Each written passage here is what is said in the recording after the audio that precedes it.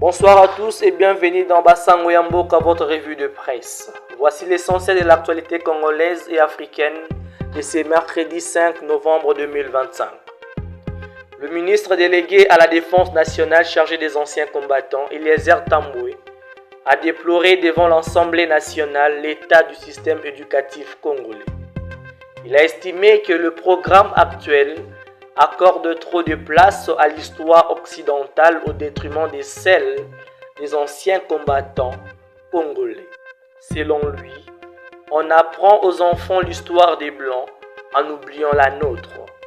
Pour illustrer son propos, il a notamment cité quelques acteurs emblématiques de Kinshasa, Birmanie, Assosa, Gambela, rappelant qu'elles tirent leur nom de bataille où des soldats congolais s'étaient illustrés durant la Seconde Guerre mondiale. Il a cependant souligné que cela reste moins connu de la jeunesse actuelle. Aussi, il affirme qu'il est temps de réhabiliter la mémoire de ces héros oubliés qui ont servi sous les drapeaux congolais, souvent aux côtés des forces alliées. Kinshasa sous pression, le ministre des Infrastructures, John Banzalunda, lance la guerre à la construction anarchique qui obstrue les canaux et aggrave les inondations. Tout bâtiment sur un collecteur sera démoli. La loi s'applique à tous, sans exception, a dit le ministre. Depuis le pont Kabu, il annonce un état d'urgence infrastructurel et le déblocage de fonds pour démolir les ouvrages illégaux et accélérer les travaux. Football, Lunafoot League 1, la 4e journée de la Lunafoot a tenu toutes ses promesses ce mercredi.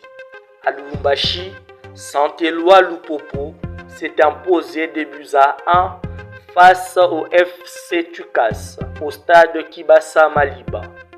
À Kolwezi, Manika a battu l'AS 1-0.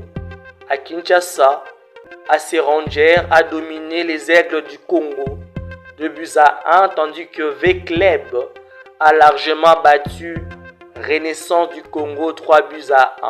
Le duel entre deux CMP et Maniema Union s'est soldé sur un nil de 1 but partout au stade Tata Raphaël. Match reporté Dauphin Noir et Bukavu Dawa.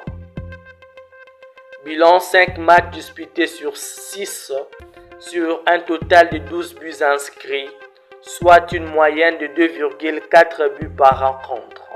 Et pour finir par le Mali.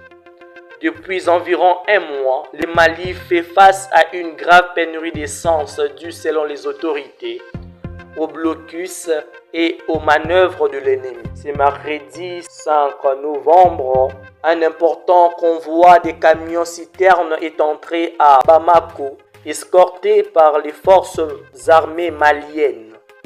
Renforcer l'approvisionnement national en carburant pour atténuer la crise, tel est l'objectif. L'opération met en lumière la résilience et l'effort patriotique de toute la chaîne logistique, les chauffeurs routiers, les opérateurs économiques et les soldats à savoir. L'action est saluée comme un témoignage de courage et d'engagement pour le Mali. Emploie bien les temps de ta jeunesse, c'est sur quoi repose ton bonheur futur. Proverbe suédois. C'est par ces proverbes suédois que nous